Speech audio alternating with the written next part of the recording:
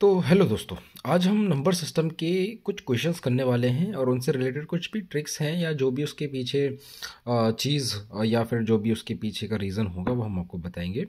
तो आपके पास जैसे कि अगर क्वेश्चन आता है कि नंबर ऑफ़ इवन फैक्टर्स बताने हैं किसी भी नंबर के, ठीक है, जैसे कि यहाँ पे हमने एग्जांपल में 120 लिया है।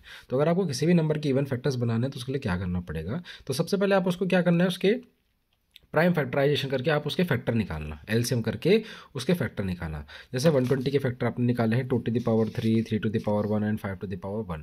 तो आपको करना क्या है, जो भी इनकी पावर्स होंगी, ठीक है, इनकी पावर को देखना है। ठीक है, बस आपको क्या करना है कि जो प्राइम नंबर होगा, जैसे सिर्फ 2 को छोड़कर जितने भी इसमें प्राइम नंबर आएंगे उनकी जो पावर होगी उनमें आपको +1 करना है। जैसे आप देखना 2 की पावर 3 है, बट आपको 2 को इग्नोर करना है, तो आप सिर्फ क्या कर दो, इसकी पावर को 3 लिख दो इनटू, अब 3 ये भी प्राइम नंबर है, 5 भी प्राइम नंबर है, 3 की पावर है 1, तो आप मल्टीप्लाई कर देना 1 + 1।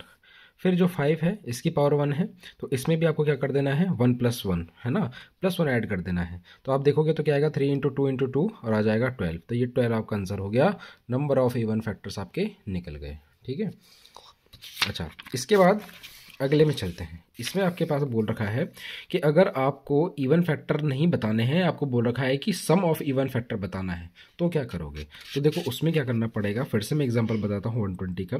120 में आपको क्या करना है, इसका एलसीएम लेना है, तो फिर से आएगा 2 to the power 3, 3 to the power 1 और 5 to the power 1। करना कुछ नहीं है, बस आपको 2 की पावर जो 0 है उसको इग्नोर करना है बस। ठीक है, आपको क्या करना है, जैसे 2 की पावर 3 है तो 0 से स्टार्ट करना, 2 की पावर 0 +2 की पावर 1 +2 की पावर 2 +2 की पावर 3, जहाँ तक ये पावर आ रही है वहाँ तक लिखना है। फिर इंटू 3 की पावर 1 है तो आपको लिख देना है 3 की पावर 0 +3 की पावर 1। ठीक है, बस 2 की पावर 0 को इग्नोर करना है। इंटू 5 की पावर 1 है तो 5 की पावर 0 +5 की पावर 1, इसको इग्नोर कर दो, इसे काट दो। तो आप 2 की पावर 1 और इसको सॉल्व करेंगे तो आपका आएगा 14। इसको सॉल्व करेंगे तो देखो 3 की पावर 0, देखो किसी की भी पावर 0 होती है तो उसकी वैल्यू 1 होती है, तो 3 की पावर 0 यानी 1, 5 की पावर 0 यानी उसकी वैल्यू 1। तो देखो 3 की पावर 0 कितना होगा 1 और 3 की पावर 1 यानी कि 3, तो 3 + 1 कितना होता है 4, तो यहाँ पे आ जाएगा 4।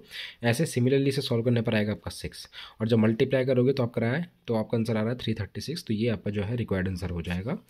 तो इस तरीके से आप क्या कर सकते हो, इवन नंबर जो है या इवन फैक्टर्स वो भी निकाल सकते हो, नंबर ऑफ इवन फैक्टर्स निकाल सकते हो, और सम ऑफ इवन फैक्टर्स भी निकाल सकते हो। सिर्फ इतनी सी ट्रिक है। ठीक है, तो अगर वीडियो पसंद आए तो लाइक कीजिएगा। Thank you so much.